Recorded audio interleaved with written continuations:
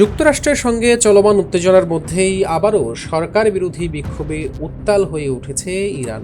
রাজধানীর তেহরানে টানা দ্বিতীয় দিনের মতো শিক্ষার্থী ও সাধারণ মানুষের অংশগ্রহণে বিক্ষোভ সমাবেশ ও মিছিল অনুষ্ঠিত হয়েছে।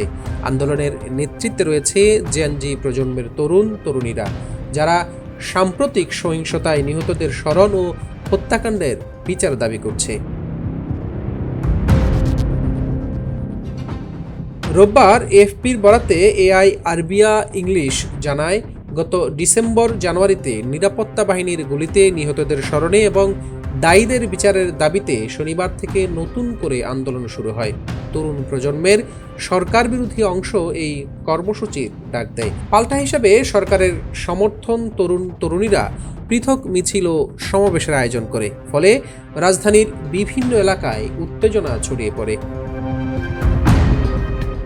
ইরানের অনলাইন সংবাদ মাধ্যম ফার্স নিউজ জানায়, তেহরানের অন্তত 3টি বিশ্ববিদ্যালয়ে বিক্ষোভ ছড়িয়ে পড়েছে।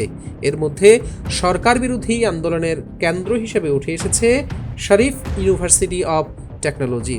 সামাজিক যোগাযোগ মাধ্যমে ছড়িয়ে পড়া ভিডিওতে দেখা যায়, বিশ্ববিদ্যালয়টির শিক্ষার্থীরা ইরানের সাবেক শাহ মোহাম্মদ রেজা শাহ পাহলভি এর আমলের পতাকা হাতে নিয়ে মিছিল করছেন এবং সরকার বিরোধী স্লোগান দিচ্ছেন।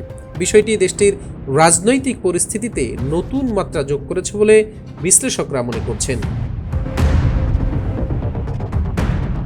দীর্ঘদিনের আর্থিক সংকট, মূল্যস্ফীতি ও বেকারত্বের প্রেক্ষাপটে গত ডিসেম্বরে তেহরানে যে বিক্ষোভের সূচনা হয় তা দ্রুত সারা দেশে ছড়িয়ে পড়ে তা বড় ধরনের সরকার বিরোধী আন্দোলনের রূপ নেয়।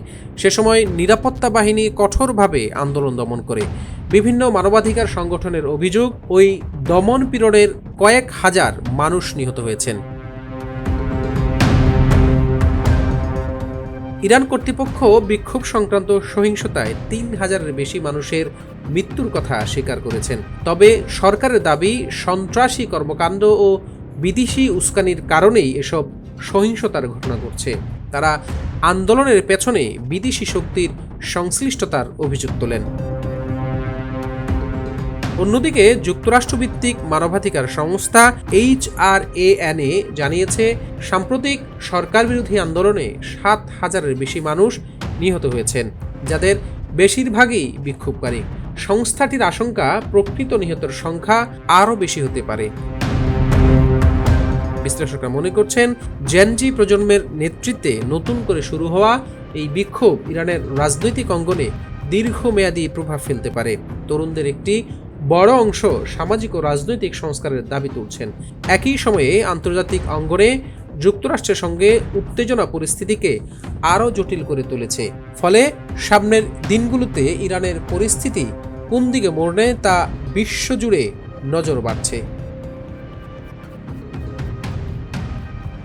ইউএফটি ফার্স্টের সাথে ট্রেড করুন যে কোনো জায়গা থেকে। ক্যাম্পাসে ক্লাসের ফাঁকে, ঢাকার জ্যামে বসে কিংবা ঘরে বসে, ট্রেডিং এখন হাতের মুঠোয়। তাই ট্রেড করুন যখন খুশি, যেখানে খুশি।